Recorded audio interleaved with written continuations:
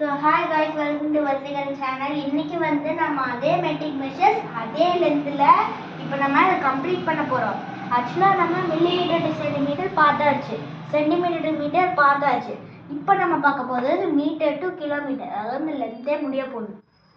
So இந்த metre to கிலோமீட்டருக்காக அதே நீங்கள் ரெண்டு விஷயத்த ஞாபகம் வச்சுக்கணும். அதாவது எஸ்டிடி, அதாவது ஸ்மால் டு பிக்னா நம்ம வந்து டிவைட் பண்ணணும். இன்னொன்று இதுக்கு ஒரு ஃபார்முலா இருக்குது, அதாவது 1000 மீட்டர் ஈக்குவல் டு 1 கிலோமீட்டர்.